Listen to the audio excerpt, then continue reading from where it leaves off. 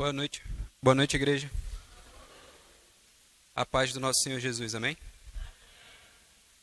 É sempre muito bom estar na casa de Deus, louvando e engrandecendo o nome dele. Nós, como seus filhos, fomos chamados para isso, né, para louvar e a todo momento engrandecer o nome de Deus. Então, esse é um momento em que nós continuaremos a louvar o nome de Deus, continuaremos a engrandecer o nome de Deus, dedicando nossas mentes, dedicando nosso entendimento e saindo daqui também louvando a Ele. Hoje, nós estamos com a responsabilidade de falar um pouquinho, a respeito da Palavra de Deus. Esse ano a nossa igreja tem trabalhado em cima de um tema com relação a obras, construção, e hoje não vai ser diferente. Nós continuaremos a falar a respeito de obra, a respeito de construção. E a juventude, hoje, escolheu trabalhar com o seguinte tema: a fundação da obra. Hoje nós vamos trabalhar um pouquinho no fundamento. Talvez você esteja pensando assim, eu já até imagino qual é o clássico texto, que fala sobre fundamento, que fala sobre fundação, e é para ele que nós vamos essa noite. Antes de mais nada, eu acho que vale a pena a gente comentar um pouquinho a respeito de uma obra, Eu não sou nenhum engenheiro, não sou engenheiro, não sou pedreiro, nunca estive envolvido em obras. Então, pode ser que alguma coisa que eu fale aqui não esteja tão preciso. Pode depois me corrigir quando eu estiver ali no corredor, falar assim, aquilo ali não estava exatamente assim.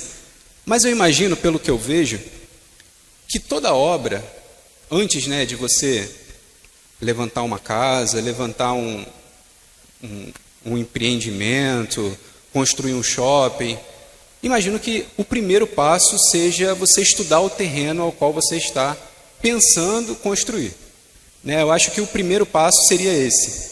Então, um estudo do terreno, acho que todo engenheiro, toda construtora séria, ela primeiro faz um estudo do terreno. Ela primeiro analisa aquilo sobre o qual ela vai construir. Para quê, Para que, por exemplo, vindo talvez chuvas, alagamentos, a casa, por exemplo, não venha desmoronar. Ou talvez, seja um local onde talvez foi um pântano e você construir sobre um local onde há um pântano, corre o risco de talvez haver inundações e a casa ou a construção desmoronar. Ou talvez seja um local que tenha muitos ventos, e também pode ser o caso, não sei, aqui no na nossa cidade, a gente não enfrenta tanto essa questão de ventos, mas se a gente for em algumas cidades norte-americanas, por exemplo, lá eles têm esse tipo de problemas, ventanias, furacões, e chegam até mesmo a levar casas inteiras assim. Então, eu imagino que uma fundação, ela é essencial para uma obra. Na verdade, ela é primordial, ela é o primeiro passo numa construção. E talvez você possa até estar um pouco familiarizado com a ideia de que, por exemplo, no nosso Rio de Janeiro mesmo, a gente não precisa ir muito longe, a gente se depara quase que todo ano, nos meses ali de janeiro, dezembro, no período de chuvas, alguma infeliz tragédia acontecendo em casas construídas em locais irregulares. Infelizmente, a gente recebe notícia de famílias que perderam todos os seus pertences. Nós nos deparamos com notícias de famílias que tiveram seus entes queridos soterrados pelas casas que desmoronavam. Então, assim, isso não é uma realidade muito distante da gente. E hoje a gente vai falar um pouquinho sobre essa ideia da fundação. O quão importante é uma fundação. Mas aqui a gente não vai falar a respeito de uma fundação civil ou uma fundação para uma construção civil. A gente vai falar sobre um fundamento muito mais importante, que é o fundamento para as nossas vidas. O fundamento para, vamos colocar assim, para a eternidade. Então, eu queria que você abrisse a sua Bíblia comigo em Mateus capítulo 7, versículo de número 24. 7, 24. Vamos estar lendo do 24 ao versículo 27.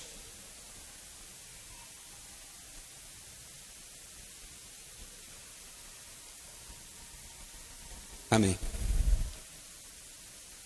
Diz assim: portanto, quem ouve estas minhas palavras e as pratica é como um homem prudente, que construiu a sua casa sobre a rocha. Caiu a chuva, transbordaram os rios, sopraram os ventos e deram contra aquela casa. E ela não caiu, porque tinha os seus alicerces na rocha. 26. Mas quem ouve estas minhas palavras e não as pratica, é como um insensato, que construiu a sua casa sobre a areia. Caiu a chuva, transbordaram os rios, sopraram os ventos e deram contra aquela casa, e ela caiu, e foi grande a sua queda. Só até o 27, poder sentar. É muito interessante que a gente, quando se depara com os ensinamentos a respeito, principalmente, os ensinamentos de Cristo, no Evangelho, a gente percebe o quão simples é. A gente não precisa ficar estudando ou lendo e relendo para a gente compreender a profundidade desse texto. Ele é um texto simples, é um texto direto, Mas vale a pena aqui a gente trazer algumas reflexões sobre ele. A primeira ideia é que Jesus, nesse momento, ele está encerrando o seu mais longo sermão, que é o Sermão do Monte.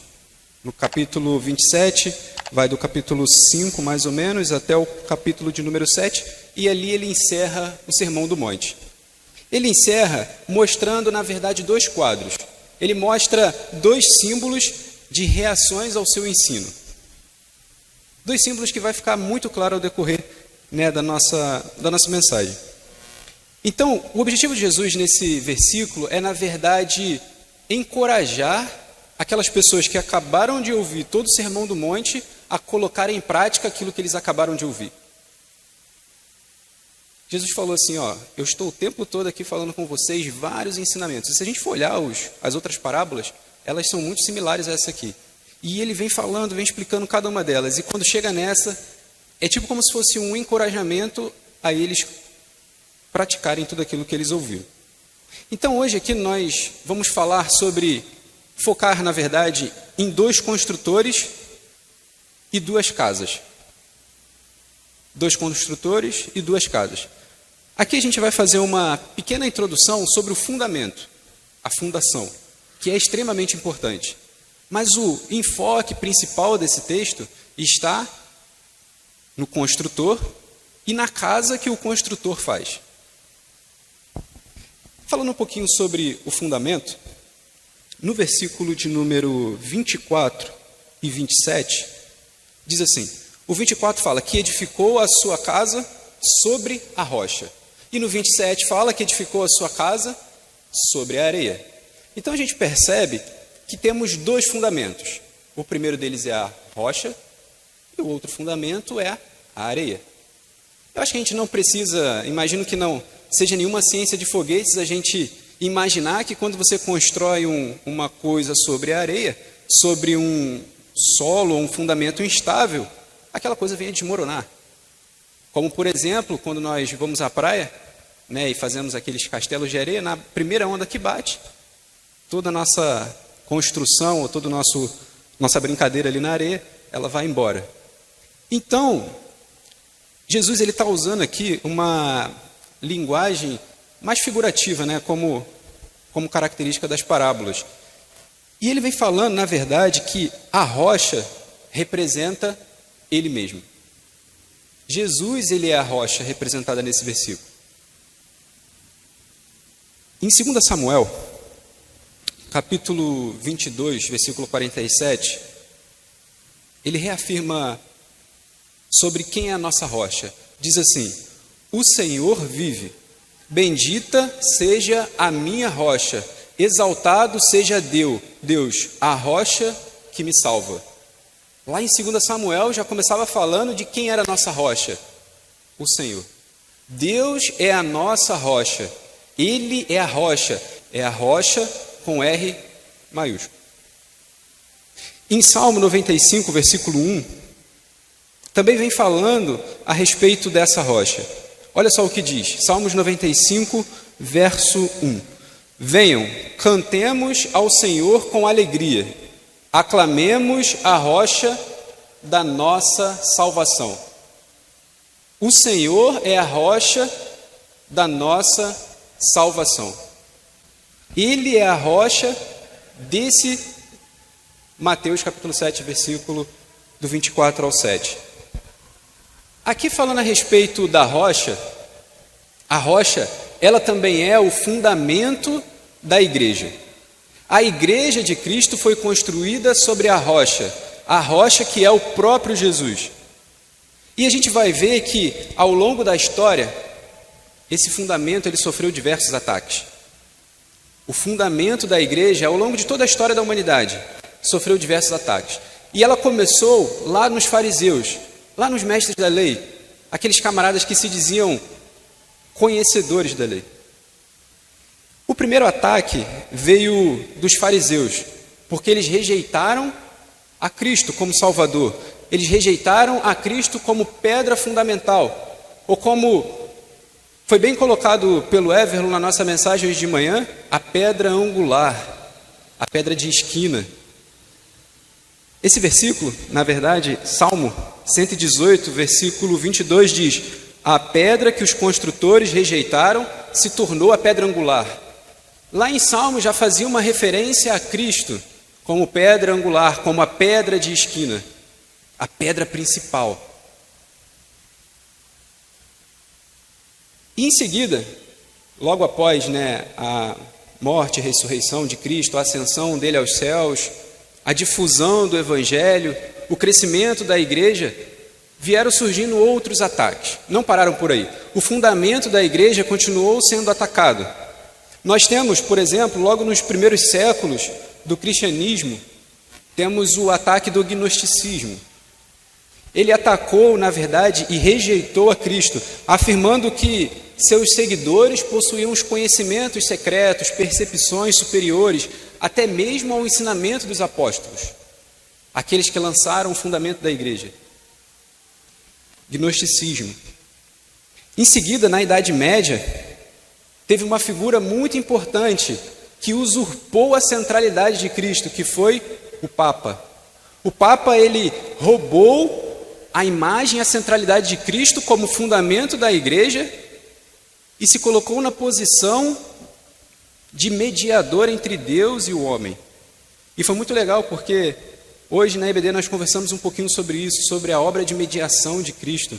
O quão importante é para o cristão a obra de mediação de Cristo. Sem ela, nós não poderíamos nem clamar Abba, Pai. Então é muito importante a gente perceber esses ataques, porque eles não pararam na Idade Média. Logo em seguida, no século XVIII, esse ataque também continuou, o ataque ao fundamento da igreja, com o iluminismo. O iluminismo, o que ele foi? Na verdade, foi um momento de grande despertamento da razão, da liberdade individual, e a crença foi de que esse deveria ser o fundamento de uma sociedade, de uma humanidade, e mais uma vez retirando Cristo da centralidade, do fundamento. Séculos 19 e 20, nós prosseguimos com o liberalismo, o neoliberalismo, também atacaram o fundamento que é Cristo. E você pode estar se perguntando, e hoje? Hoje nós também enfrentamos ataques ao fundamento da igreja, que é Cristo. O ataque principal vem do secularismo. O secularismo é aquele no qual qualquer mínima influência cristã no Estado, nos órgãos governamentais, ou seja lá qual for, é tido como algo, como a gente pode colocar, algo que você não quer ali, vamos dizer dessa forma. Toda qualquer influência cristã na sociedade, na família, é tido como uma repulsa, melhor dizendo. Mas nós aprendemos e percebemos que Cristo ele precisa ser o nosso fundamento. Em 2 Samuel, de novo, Samuel ele era um profeta que realmente entendeu essa ideia de que o Senhor precisava ser o fundamento, precisava ser a rocha, e em 2 Samuel, capítulo 22, versículo 32, diz assim: pois quem é Deus além do Senhor? E talvez a gente poderia dizer, quem são esses, vou colocar aqui entre aspas, ismos todos? Quem são esses ismos todos? Só Deus é o Senhor. E quem é a rocha, senão o nosso Deus? Em Isaías, capítulo 26, versículo 4, diz assim: confiem para sempre no Senhor, pois o Senhor, somente o Senhor, é a rocha eterna. Onde estão todos esses ismos? Muitos deles deixaram de existir.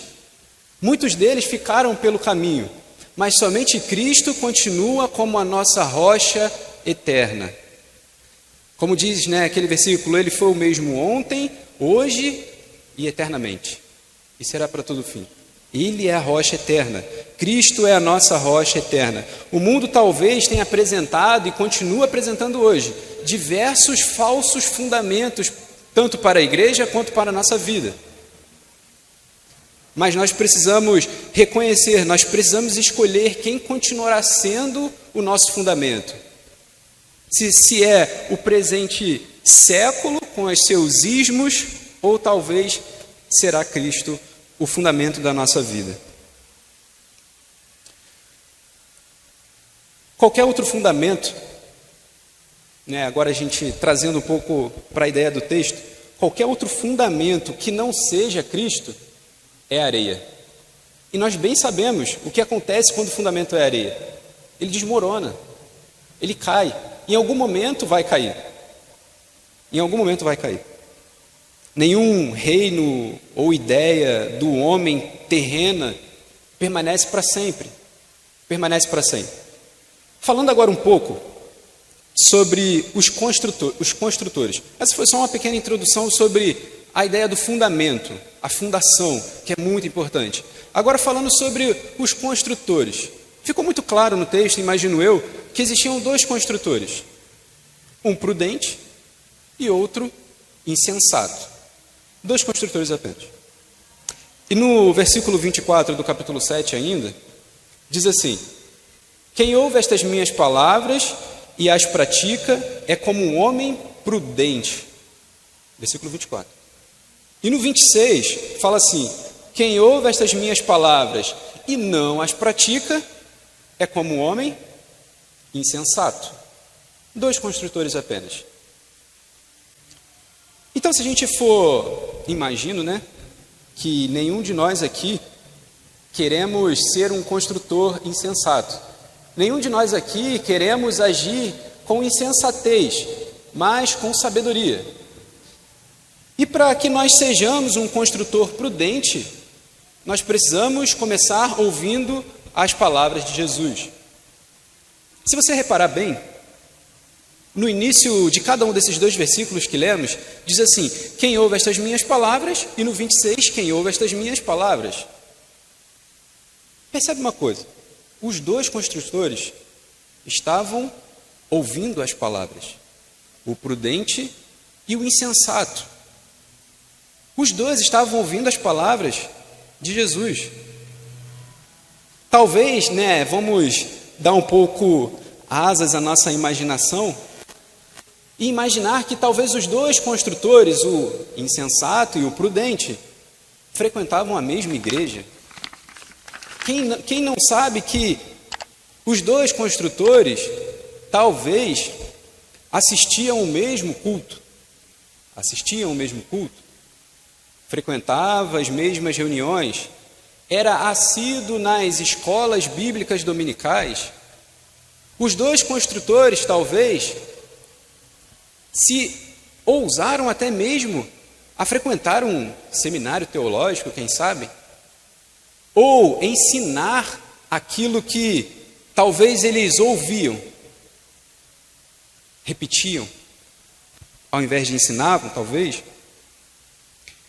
Mas aqui a gente talvez possa ter um certo preconceito com relação a ouvir. Não, primordial é que a gente ouça as palavras. É o primeiro passo para a fé. Ouvir as palavras de Jesus. É primordial aprender, crescer no conhecimento, buscar conhecimento a respeito de Deus. Isso é muito importante para o cristão. É essencial. Mas apenas um compromisso intelectual, apenas um compromisso na letra, isso não é suficiente. O que é suficiente é um compromisso de vida. O compromisso de vida é suficiente. É isso que importa para Cristo. Apenas ouvir e conhecer não faz de nós sábios. Olha, eu conheço todos os capítulos, eu sei onde estão todas as referências, eu tenho insights maravilhosos, teológicos, eu li tantos livros, eu fiz tantos cursos, eu conheço tanta coisa. Isso não é suficiente. Na verdade, isso é auto-engano. E não sou eu que digo que é auto-engano. A própria palavra de Deus, em Tiago, capítulo 1, versículo 22, diz assim: não se limitem, porém, a ouvir a palavra de Deus. Ponham-na em prática. Do contrário, só enganarão a si mesmos. Do contrário, só enganarão a si mesmos. Ah, mas eu estou ouvindo, eu fui em tantos cultos, eu fui em tantas escolas dominicais, eu fiz tantos cursos, eu aprendi tanta coisa, eu li tanta coisa. Ouvi muito, mas não colocou em prática, é auto-engano. Não faz de você uma pessoa sábia. Esse tipo de atitude de meros ouvintes é, como Jesus diz, insensata, é ilusória.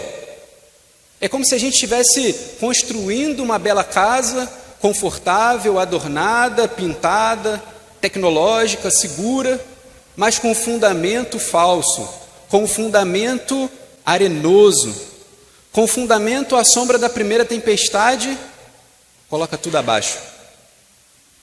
É isso, essa na verdade é a figura que Jesus ele utiliza para descrever as pessoas que apenas ouvem as palavras da verdade e não as colocam em prática.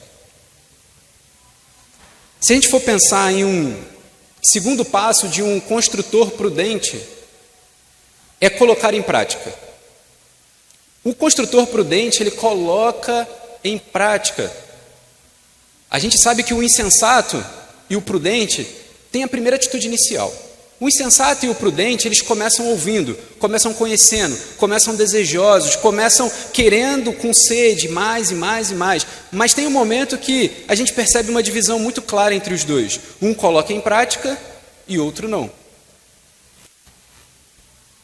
Existe uma palavra que é muito conhecida dos irmãos, que resume muito bem essa ideia entre ouvir e colocar em prática.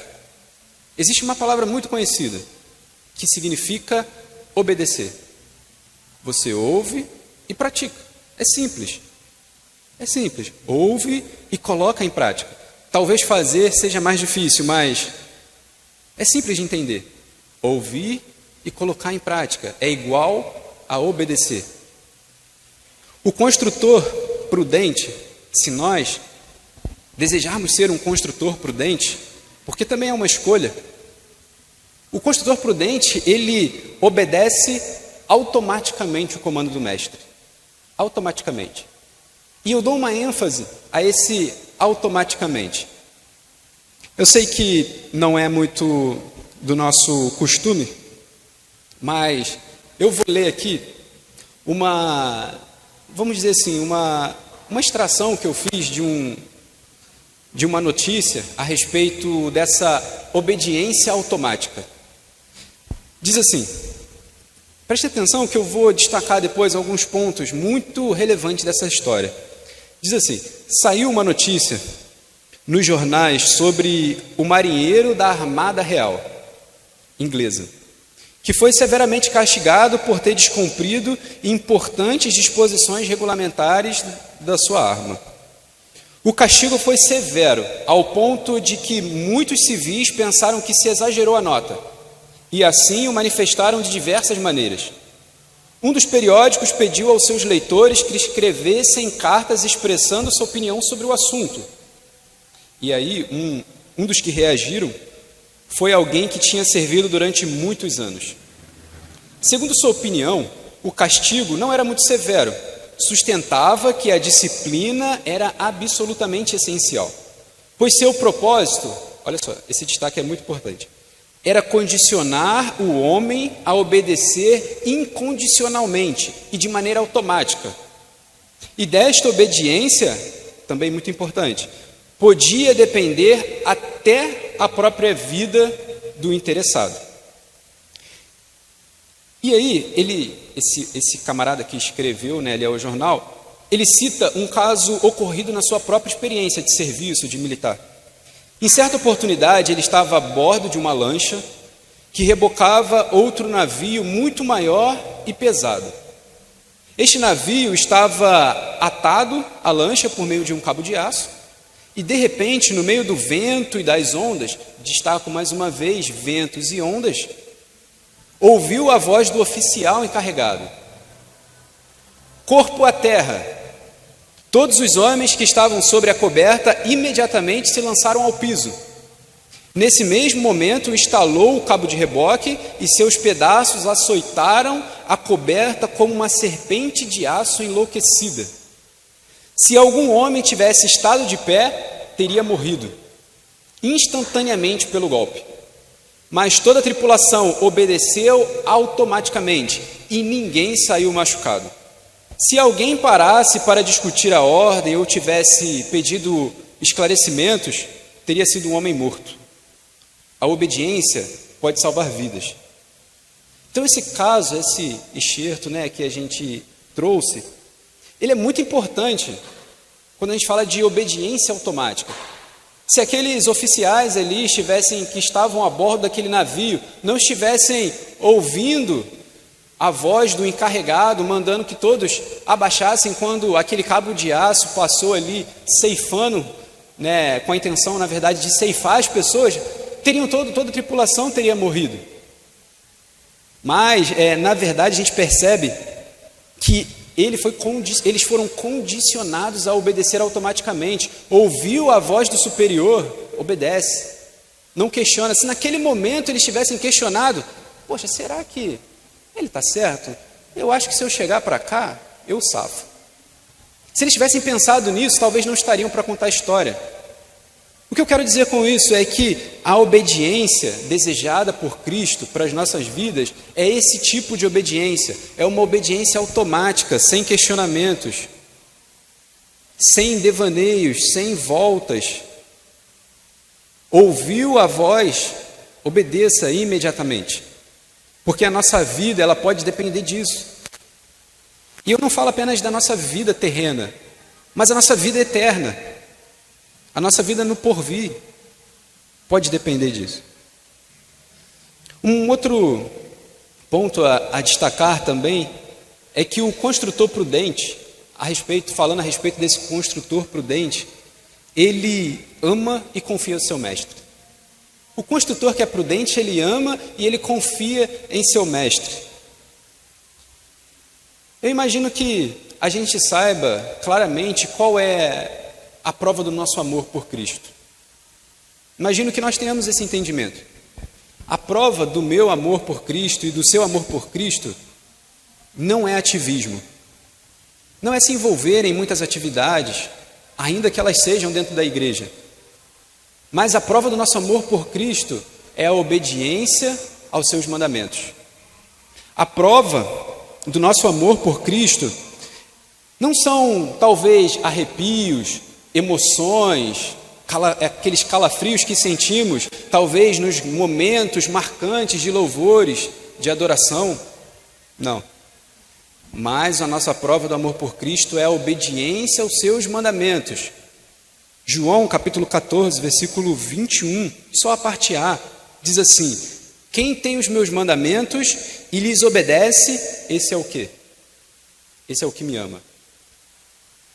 Quem tem meus mandamentos e obedece, esse é o que me ama. Se a gente pensar desde Abraão, Muito antes do surgimento ou do aparecimento da primeira vinda de Cristo, a obediência ela já era evidência de fé. Desde aquele momento, a obediência ela já era evidência de fé. O que Jesus vem falando e o que Jesus faz é o que ele disse lá no começo do seu ministério. Eu não venho a vocês trazer novo mandamento. Ele vem explicar o que já tinha acontecido, o que já tinha sido escrito.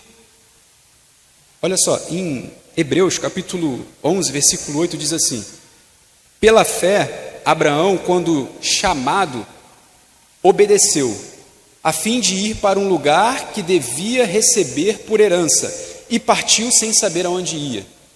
A obediência automática de Abraão. Pela fé, Abraão, quando foi chamado, obedeceu, a fim de ir para o lugar que devia receber por herança, e partiu sem saber aonde ia. Hebreus capítulo 11, versículo 8. É uma prova de fé, é uma prova de confiança, é uma prova de amor ou obediência. E lembre, obediência é ouvir e praticar. Ouvir e praticar, assim como é dito na palavra a respeito dos dois fundamentos. E em terceiro lugar, um construtor prudente, ele é verdadeiramente livre. Um construtor prudente, ele é verdadeiramente livre. E da onde é essa palavra? Essa palavra, quem diz, é Tiago. Quando ele fala a respeito da obediência e faz a comparação com os espelhos. Mas a ideia aqui não é focar muito bem nos espelhos, mas focar na liberdade. Olha só o que diz Tiago, capítulo 1, versículo 23 até o versículo 25. Diz assim: mas aquele que considera atentamente na lei perfeita, lei da liberdade, e nela persevera, não sendo um ouvinte negligente. Olha só, parece que Tiago leu as palavras, né? Na verdade, ele ouviu de Jesus lá em Mateus. Não sendo ouvinte negligente, mas operoso praticante. Esse será bem-aventurado no que realizar. E você pode estar se perguntando, pelo menos eu me perguntei, por que Tiago coloca, né, numa palavra que ele fala a respeito de ouvir e praticar? Por que ele coloca, né, e fala lei perfeita, lei da liberdade? Por que Tiago, né, usa essa ideia? É porque quando nós obedecemos a Deus, Deus ele nos liberta. O obediente é livre. O prudente é livre, é liberto. Porque quem comete pecado é o quê? Escravo do pecado. O desobediente, ele é escravo. O obediente, ele é livre, ele é liberto. João 8,34 diz isso. Todo aquele que peca é escravo do pecado. Mas, no mesmo capítulo, no versículo 31 e 32, Jesus diz: disse, pois, Jesus aos judeus que haviam crido nele: se vós permanecerdes na minha palavra, sois verdadeiramente os meus discípulos, e conhecereis a verdade, e a verdade vos libertará. A verdade liberta, mas não apenas um conhecimento a respeito da verdade, mas um viver a verdade. E eu pergunto a você, que tipo de construtor você é? Ou que tipo de construtor, a partir de hoje, você pretende ser? Um prudente ou um construtor insensato? Apenas ouvir a verdade, apenas ouvir o que a gente fala hoje, não é suficiente. Você não vai sair daqui um construtor prudente. Infelizmente, informo dizer isso. Mas você vai ser um construtor prudente amanhã, terça-feira, quarta-feira, quinta-feira, se você praticar tudo o que você ouviu, não a respeito do que eu estou falando, mas a respeito do que a Bíblia fala. Então, na verdade, ser um construtor imprudente, ouvir e praticar a verdade, crer e obedecer, na verdade, a gente pode dizer que está tudo no mesmo campo das ideias. E isso, na verdade, consiste em edificar a nossa casa sobre a rocha, sobre um firme fundamento. Porque o tipo de fundamento que a gente usa e o tipo de construtor que nós somos determina a casa que nós estamos construindo. Porque um construtor prudente não constrói uma casa sobre um fundamento falso. Um construtor prudente, ele sabe escolher o fundamento. E por que, acho que é bem claro, mas a casa somos nós. Nós somos a casa. A casa da parábola de Jesus, eu não dei tanto enfoque na casa, porque foi muito bem explanado mais cedo, na mensagem da manhã, mas a casa nós somos nós. E por que saber o tipo da casa é tão importante para a gente? Jesus deixa isso muito claro também. Por que é importante que nós venhamos a saber o tipo da casa que nós estamos construindo? Beleza, nós somos um construtor prudente, escolhemos um fundamento correto, e agora nós vamos construir a nossa casa, construir a nossa vida sobre o fundamento correto, com a mentalidade correta. Por que é tão importante agora a casa? Porque circunstâncias adversas vão atingir a casa. Circunstâncias que talvez nós não esperávamos, vai afligir a casa, vai bater de frente com a casa, vai tentar derrubar a casa. Porque, na verdade, somente a tempestade, ela consegue revelar a qualidade dos fundamentos. Porque, vamos supor, quando nós estamos levantando uma casa, quem vê a casa de longe não enxerga o fundamento. Não tem como enxergar. A gente não consegue enxergar o fundamento dessa igreja física. A igreja física. Nós não conseguimos ver o fundamento. Talvez as pessoas que construíram, levantaram a igreja no passado, eles sabem exatamente o fundamento sobre o qual ela foi construída. Mas nós não temos essa informação, talvez. É exatamente a nossa vida. Muitas vezes a gente não consegue identificar o fundamento, ou talvez na vida do outro, ou até mesmo na nossa própria vida, sobre qual fundamento eu estou construindo a minha vida. Mas existe uma coisa que revela fundamento, que é a tempestade, as intempéries da vida. Ela revela fundamento. Na verdade, ela revela a qualidade do seu fundamento.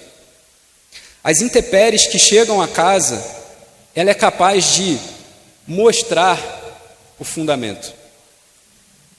Jesus, em Mateus, capítulo 7, versículo 25, diz assim: E desceu a chuva, correram os rios, e assopraram os ventos, e bateram contra aquela casa. E não caiu, porque estava edificada sobre a rocha.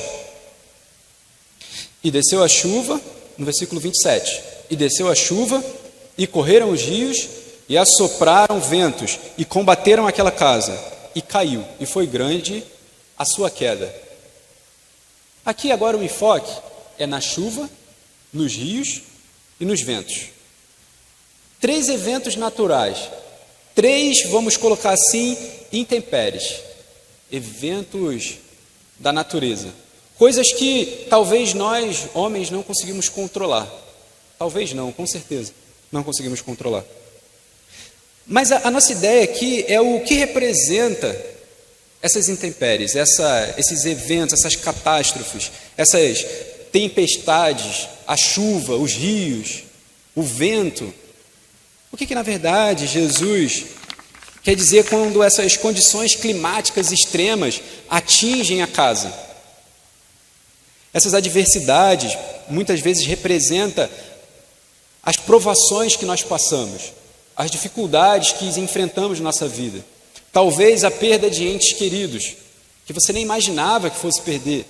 Talvez desempregos repentinos, momentos de dificuldade financeira, problemas talvez de um familiar ou até mesmo o seu na área da saúde, alguma doença emocional talvez, coisas que nós não esperamos, situações adversas, calamidades.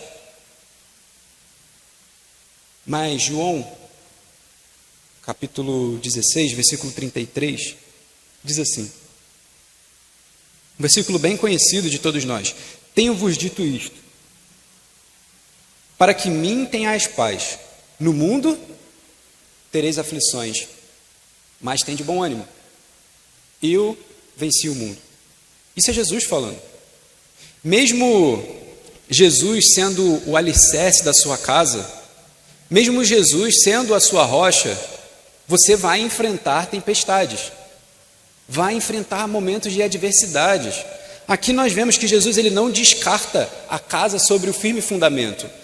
Eu fiz questão de ler os 2 versículos para enfatizar que as 2 casas enfrentaram chuvas, ventos e alagamentos. As 2 casas, a que está sobre a rocha e a que está sobre a areia. Não é porque a nossa casa é sobre o alicerce, é sobre a rocha, que não vai vir as intempéries. A única certeza que nós temos quando nós construímos a nossa casa sobre a rocha é de que ela não vai cair, mesmo quando vem a tempestade. Ela não vai cair. Por quê? Porque está construída sobre a rocha. E o próprio salmista, no capítulo 34, versículo 19, diz assim: muitas são as aflições do justo, mas o Senhor o livra de todas. Deus livra de todas. No Antigo Testamento, e talvez até mesmo em outros escritos judaicos, vamos colocar assim, essa ideia da tempestade, ela sempre foi tida como um símbolo do julgamento de Deus. É quando Deus traz o julgamento. Aqui a gente pode, nesse texto, referir-se tanto a um juízo final, ou como um julgamento momentâneo, como essas tempestades, situações adversas que nós enfrentamos. Existe um texto em Ezequiel que mostra muito bem essa ideia de que essas tempestades, esses momentos, na verdade representam o julgamento de Deus. Ezequiel capítulo 13, versículo 10. Vou pedir o irmão para colocar, acho que fica melhor para a gente poder acompanhar. Ezequiel capítulo 13, versículo 10. Diz assim: por que fazem o meu povo desviar-se, dizendo-lhe paz, quando não há paz? E quando constroem um muro frágil, passam-lhe cal. Versículo 11.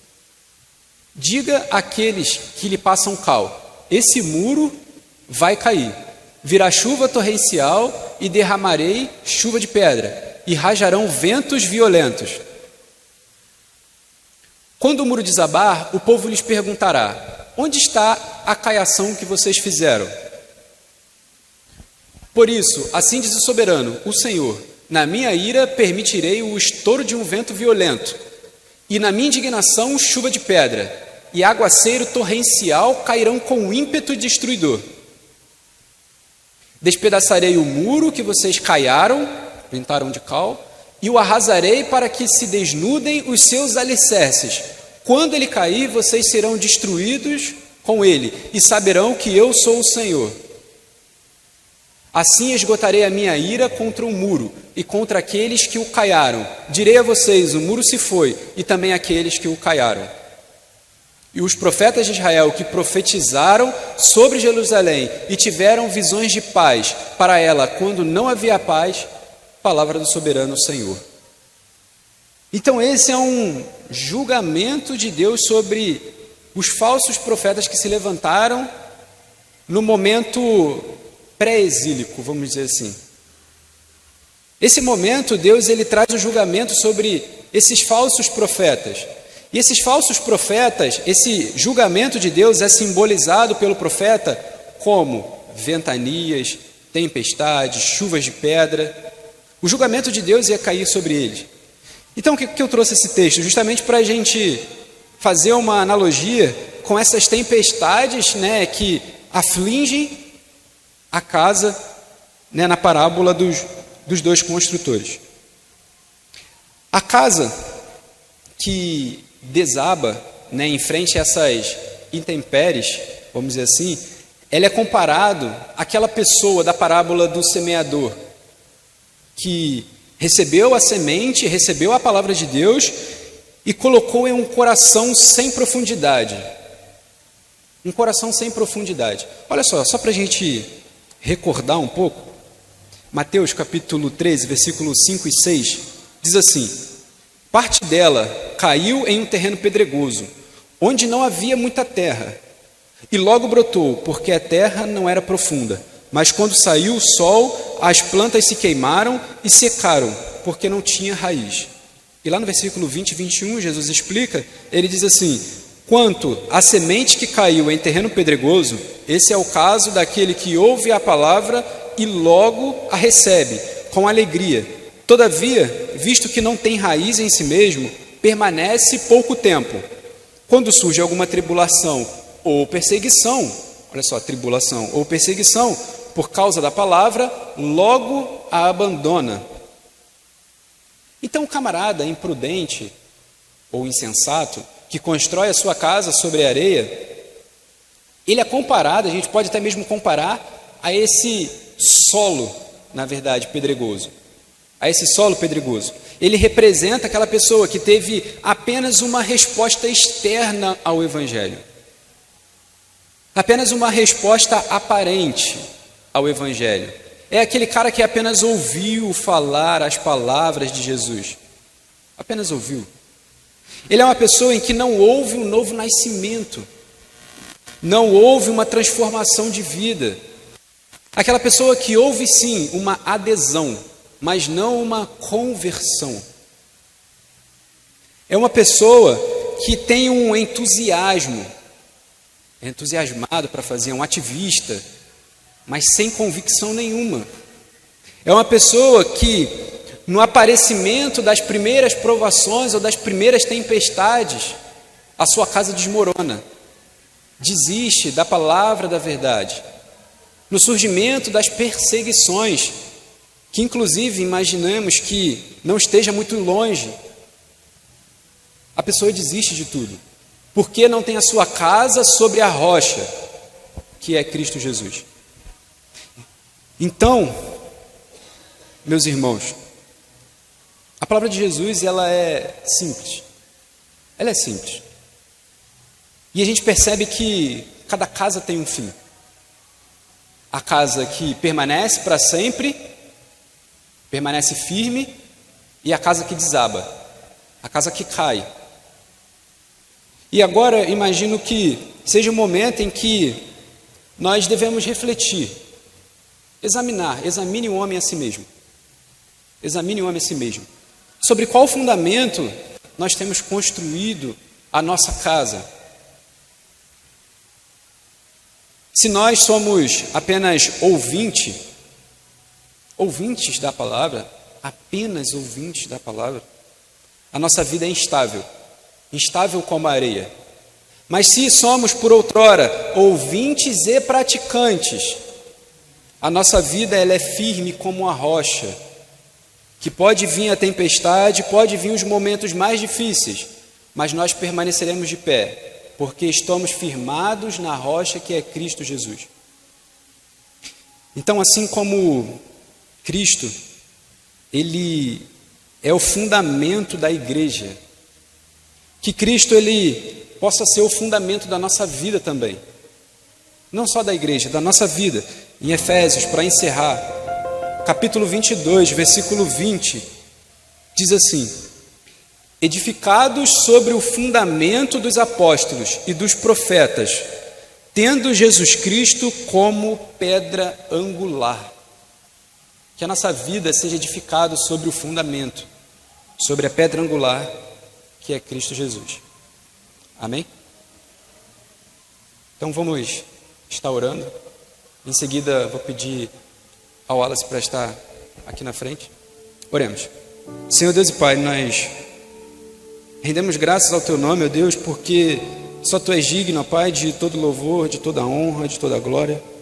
Não há outro, ó Deus, como Tu, ó Pai, não há outro mediador, não há outro nome dado entre os homens pelo qual devamos ser salvos, ó Deus. Que o Senhor, ó Pai, venha ser a nossa pedra angular, ó Pai. Que se em nosso pensamento, ó Deus, haja sombras de insensatez, sombras de imprudência, que pelo Teu Santo Espírito, ó Deus, o Senhor venha estar nos conduzindo à prudência, à sabedoria, ó Pai.